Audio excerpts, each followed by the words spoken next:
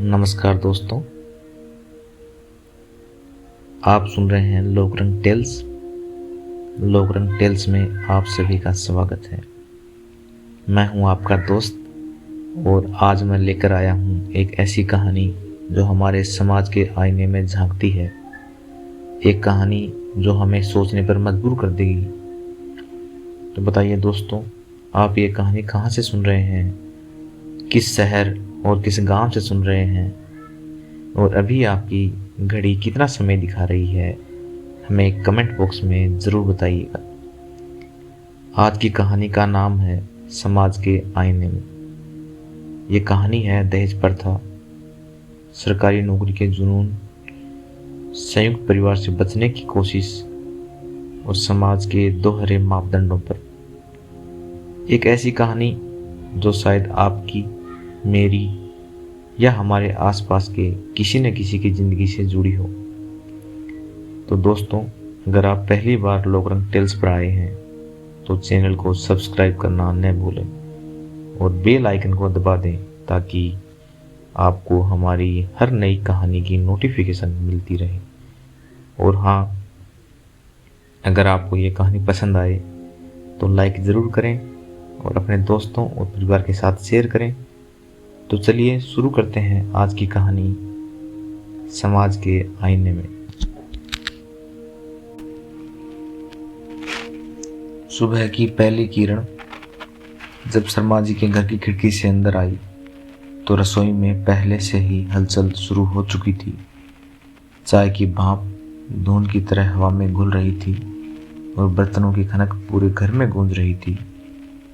प्रिया अपने कमरे में बिस्तर पर बैठी थी, खिड़की से बाहर देख रही थी। सफ़ेद सूती चादर उसकी गोद में सिलवटों में पड़ी थी, जैसे उसके जीवन की उलझनें। प्रिया, नीचे आ जा बेटा, नाश्ता तैयार है। माँ की आवाज़ सीढ़ियों से होकर ऊपर तक पहुंची। प्रिया ने गहरी सांस ली। आज फिर से वही बातें होने वाली थी। पिछले 6 महीनों से घर में एक ही चर्चा थी, उसकी शादी।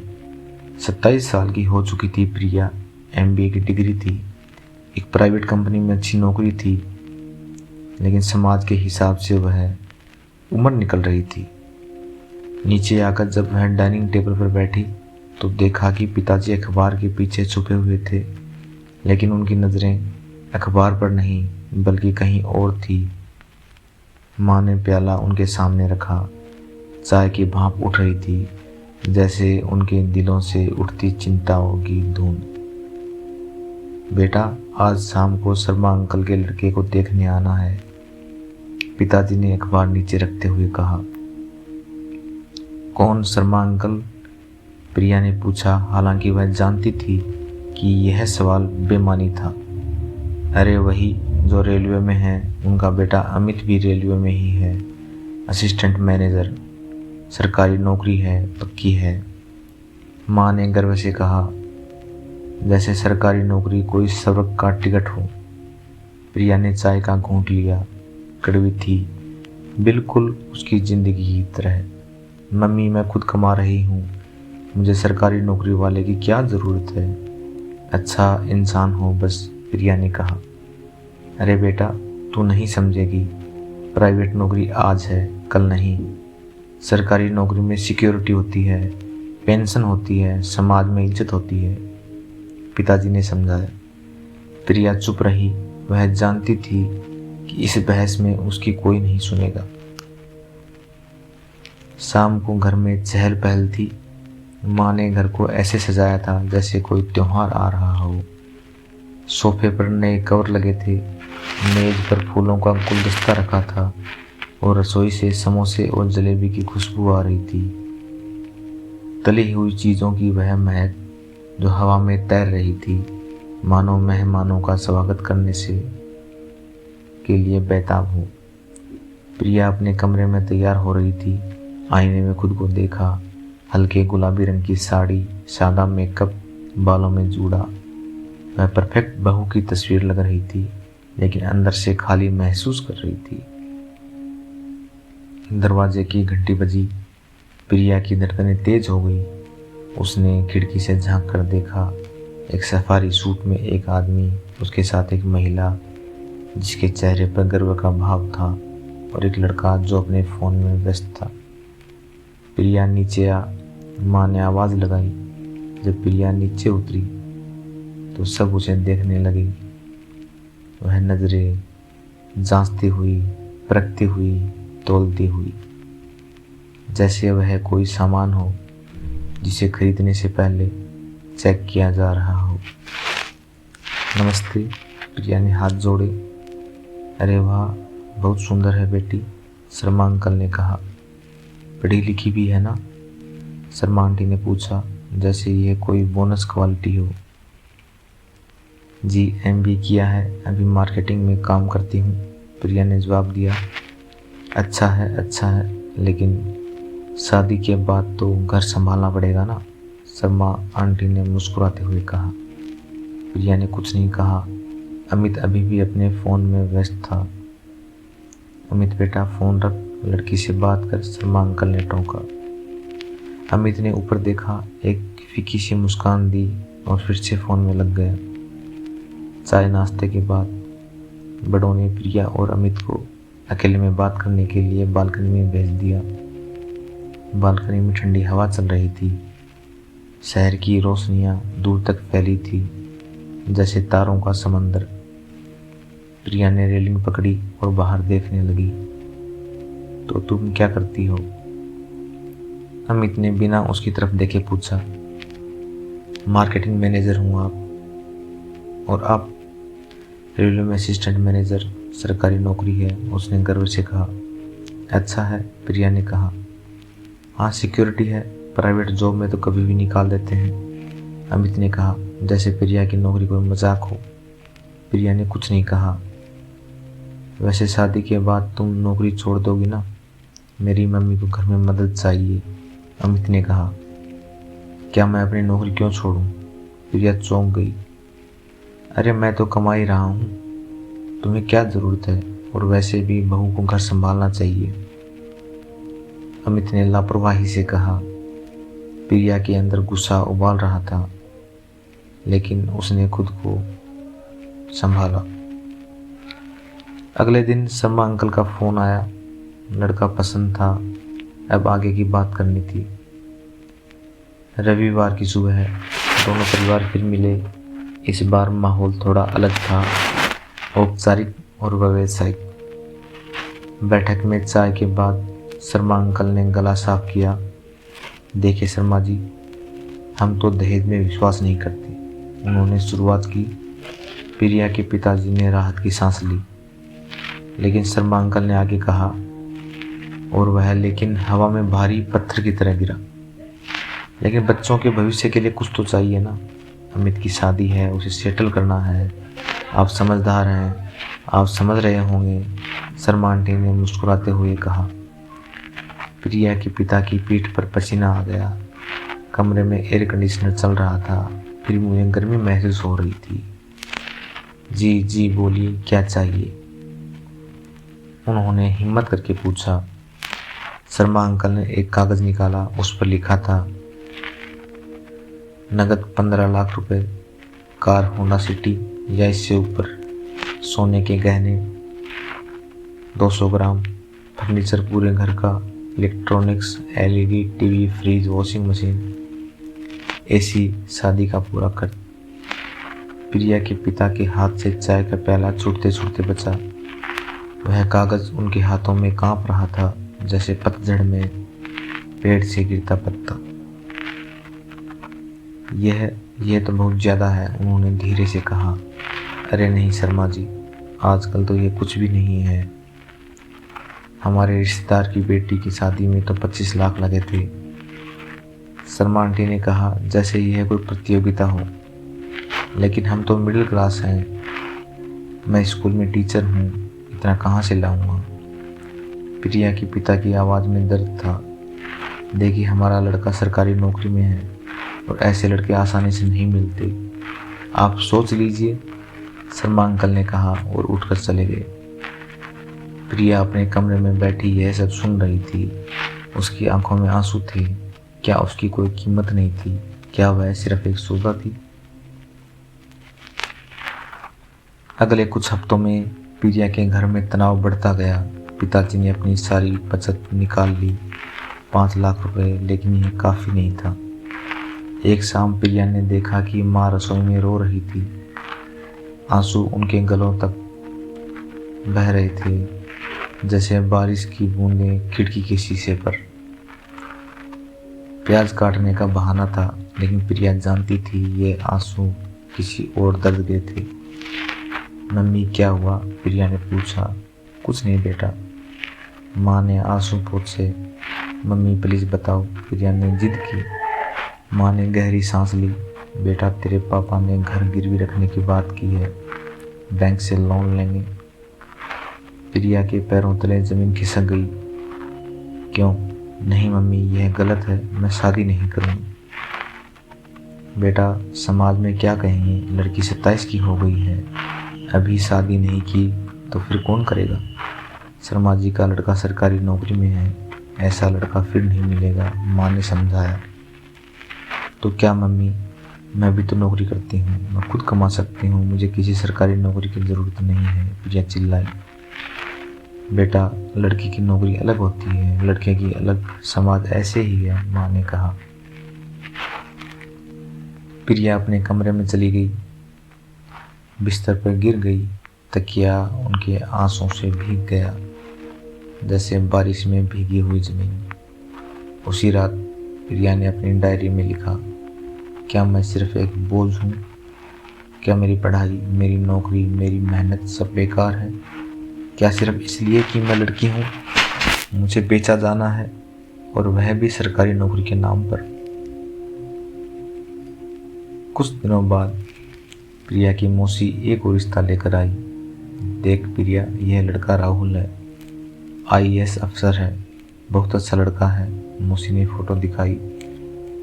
प्रिया ने फोटो देखी। राहुल सच में अच्छा लग रहा था, सूट में आत्मविश्वास से भरा हुआ। लेकिन एक बात है, मौसी ने धीरे से कहा। क्या? प्रिया ने पूछा। उसके मम्मी पापा दोनों हैं और वह संयुक्त परिवार में रहता है, दादा दादी भी है, मौसी भी है। प्रिया की माँ का चेहरा उतर गया। अरे नहीं, संयुक्त परिवार में तो बहुत मुश्किल होती है, सास ससुर, देवरानी जेठानी, दादा दादी, सबको संभालना पड़ता है, और IAS अफसर का तो ट्रांसफ़र होते रहते हैं, प्रिया अकेली कैसे घर संभालेगी? लेकिन मम्मी, लड़का तो अच्छा है, प्रिया ने कहा। बेटा, तू नहीं समझेगी, संयुक्त परिवार में बहू की कोई आज़ादी नहीं होती, सुबह से शाम तक रसोई, सबकी सेवा, और अगर सास ससुर सख्त हुए तो ज़िंदगी नरक हो जाती है, माँ ने समझाया। तो फिर क्या करना चाहिए आपको? प्रिया ने पूछा। बस एक अच्छा लड़का, सरकारी नौकरी हो, मम्मी पापा ना हो, और फिर अलग रहने को तैयार हो, संयुक्त परिवार बिल्कुल नहीं हो, माँ ने अपनी कुछ शर्तें रखी। प्रिया हैरान थी। एक तरफ उसके परिवार को दहेज देना पड़ रहा है, दूसरी तरफ वे भी मांगे रख रहे थे। मम्मी, यह तो गलत है, हम दहेज के खिलाफ हैं, लेकिन खुद भी तो शर्तें रख रहे हैं, प्रिया ने कहा। बेटा, ये शर्तें नहीं हैं, तेरी भलाई के लिए हैं, मैंने संयुक्त परिवार में रहकर देखा है, बहुत मुश्किल होती है, माँ ने समझाया। प्रिया चुप हो गई। उसे समझ आ गया था कि समाज में दोहरे मापदंड हैं। एक तरफ लड़की वाले दहेज देते हैं, दूसरी तरफ वे भी चाहते हैं कि लड़के के घर में सास ससुर न हो, संयुक्त परिवार ना हो। महीने भर बाद एक और रिश्ता आया। इस बार लड़के का नाम विक्रम था, बैंक मैनेजर था, सरकारी बैंक में था। यह लड़का परफेक्ट है प्रिया, पिताजी ने कहा। सरकारी बैंक में है, मम्मी पापा नहीं हैं, दोनों गुजर चुके हैं, अकेला रहता है, छोटा सा परिवार है, बस एक छोटी बहन है जो शादीशुदा है और अलग रहती है। प्रिया ने विक्रम से मिलने के लिए हाँ कर दी। मुलाकात एक कैफ़े में तय हुई। प्रिया जब पहुंची तो विक्रम पहले से ही वहाँ था। कॉफ़ी की खुशबू पूरे कैफ़े में फैली हुई थी। बैकग्राउंड में हल्का म्यूजिक बज रहा था। हाय, मैं विक्रम, उसने मुस्कुराते हुए कहा। हाय प्रिया, उसने जवाब दिया। विक्रम अलग था, उसने प्रिया की नौकरी के बारे में पूछा, उसके सपनों के बारे में पूछा। उसने ये नहीं कहा कि शादी के बाद नौकरी छोड़नी होगी। देखो प्रिया, मैं चाहता हूँ कि पत्नी आज़ाद हो, अपने सपने पूरे करे। मैं किसी को बांधना नहीं चाहता, विक्रम ने कहा। प्रिया को पहली बार लगा कि शायद यही सही है, लेकिन फिर विक्रम ने कहा, वैसे मेरे परिवार की एक छोटी सी शर्त है। प्रिया का दिल बैठ गया। क्या? देखो, मैं दहेज में विश्वास नहीं करता, लेकिन मेरी बहन की शादी में हमने बहुत खर्चा किया था, 20 लाख रुपए। तो बस उतना ही, मतलब बराबरी के लिए, विक्रम ने कहा। प्रिया को झटका लगा। ये तो दहेज ही हुआ। नहीं नहीं, ये दहेज नहीं है, ये तो बस बराबरी है, हमने भी तो दिया था, विक्रम ने समझाया। प्रिया उठ खड़ी हुई। सॉरी विक्रम, लेकिन ये गलत है, चाहे आप इसे कुछ भी नाम दो, ये दहेज ही है। वह कैफे से बाहर निकल गई। सड़क पर ठंडी हवा चल रही थी, लेकिन उसके अंदर गुस्से की आग जल रही थी। उस रात प्रिया घर आई तो सीधे अपने कमरे में चली गई। उसने दरवाज़ा बंद किया और बिस्तर पर बैठ गई। कमरे में अंधेरा था, सिर्फ खिड़की से आती स्ट्रीट लाइट की हल्की रोशनी थी। उसने अपने माता पिता को नीचे बात करते सुना। अब क्या करें, 3 रिश्ते टूट गए, समाज को क्या कहेंगे लोग। माँ की आवाज़ में चिंता थी। पता नहीं, लेकिन प्रिया भी तो जिद्दी हो गई है, हर रिश्ते में कुछ न कुछ दिक्कत निकाल देती है। पिताजी ने कहा, प्रिया के अंदर कुछ टूट गया है। उसने अपना लैपटॉप खोला और एक डॉक्यूमेंट बनाना शुरू किया। उसने लिखा, समाज की विरोधाभासी सोच। नंबर 1, दहेज। लड़की वाले दहेज देते हैं, ये गलत है। लड़के वाले दहेज लेते हैं, ये भी गलत है। दोनों ही अपराध है, लेकिन दोनों ही करते हैं। सरकारी नौकरी का जुनून। लड़की चाहे कितना भी कमाए, लड़का सरकारी नौकरी में होना चाहिए। प्राइवेट नौकरी को कम आंका जाता है। सिक्योरिटी के नाम पर योग्यता को नज़रअंदाज किया जाता है। प्रिया ने फिर तीसरा पॉइंट लिखा, संयुक्त परिवार से बचना। लड़की वाले चाहते हैं कि लड़की के मम्मी पापा न हो, सास ससुर को बोझ समझा जाता है, संयुक्त परिवार को पिछड़ापन माना जाता है। फिर आगे प्रिया लिखने लगी, दोहरे मापदंड। लड़की वाले दहेज देते हैं, लेकिन खुद भी शर्तें रखते हैं। लड़के वाले दहेज लेते हैं, लेकिन कहते हैं हम तो नहीं मांगते। सब अपनी अपनी सुविधाएं देखते हैं। अगली सुबह प्रिया ने अपने माता पिता को बुलाया। मम्मी पापा, मुझे आप दोनों से कुछ कहना है, प्रिया ने कहा। दोनों बैठ गए। सुबह की धूप खिड़की से अंदर आ रही थी और चिड़ियों की चहचहाहट सुनाई दे रही थी। मैं शादी नहीं करूँगी, प्रिया ने जवाब दिया। क्यों? दोनों एक साथ बोले। सुनिए पहले, प्रिया ने हाथ उठाया। मैं शादी नहीं करूँगी, कम से कम अभी नहीं, और जब करूँगी तो अपनी शर्तों पर। लेकिन बेटा, माँ ने कहना शुरू किया, मम्मी प्लीज़ सुनिए, आप लोग दहेज दे रहे हो, ये गलत है, लेकिन आप ही साथ ये भी चाहते हो कि लड़की के माता पिता नहीं हो, संयुक्त पिताजी परिवार नहीं हो, संयुक्त परिवार होना ही नहीं चाहिए, यह भी गलत है। हम खुद दोहरे मापदंड अपना रहे हैं, प्रिया ने कहा। पिताजी चुप थे। उन्हें प्रिया की बात में सच्चाई दिख रही थी। और यह सरकारी नौकरी का जुनून। मैं खुद 8 लाख सालाना कमा रही हूँ, लेकिन फिर भी आप चाहते हो कि मैं किसी सरकारी नौकरी वाले से शादी करूँ, चाहे वह कितना भी कम कमाता हो। क्यों? सिर्फ इसलिए कि वह सिक्योर है, प्रिया ने कहा। माँ की आंखों में आंसू आ गए। बेटा, हम तो तेरी भलाई के लिए करते हैं। मम्मी, मेरी भलाई मेरी खुशी में है, किसी सरकारी नौकरी में नहीं, किसी दहेज में नहीं। मैं एक ऐसे इंसान से शादी करना चाहती हूँ जो मुझे समझे, मुझे इंसान समझे, सामान नहीं, जो मेरी नौकरी को रिस्पेक्ट करे, जो अपने परिवार को प्यार करे, उनसे दूर नहीं भागे, प्रिया ने कहा। कमरे में सन्नाटा छा गया। घड़ी की टिक टिक साफ सुनाई दे रही थी। 3 महीने बीत गए। प्रिया ने अपनी नौकरी में प्रमोशन पा लिया था। अब वह सीनियर मार्केटिंग मैनेजर थी। उसकी सैलरी 12 लाख रुपए सालाना हो गई थी। एक दिन ऑफिस में उसकी मुलाकात आदित्य से हुई। वह एक स्टार्टअप का को फाउंडर था। प्रिया की कंपनी उसके स्टार्टअप के साथ कोलैबोरेशन कर रही थी। मीटिंग के बाद आदित्य ने कॉफ़ी के लिए पूछा। श्योर, वाई नॉट, प्रिया ने कहा। कैफेटेरिया में बैठे हुए दोनों ने काम के अलावा भी बहुत कुछ बातें की। आदित्य ने स्टार्टअप के बारे में बताया, अपने सपनों के बारे में बताया। तुम्हारे पेरेंट्स क्या करते हैं? स्टार्टअप तो रिस्की है ना, प्रिया ने पूछा। हाँ, शुरू में विरोध किया था, कहते थे सरकारी नौकरी की तैयारी करो, लेकिन मैंने अपना रास्ता चुना और अब वे भी खुश हैं, आदित्य ने मुस्कुराते हुए कहा। प्रिया को आदित्य में कुछ अलग दिखा। वह आत्मविश्वासी था लेकिन घमंडी नहीं, महत्वाकांक्षी था लेकिन ज़मीन से जुड़ा हुआ। धीरे धीरे दोनों की दोस्ती गहरी होती चली गई। 6 महीने बाद आदित्य ने प्रिया को प्रपोज किया।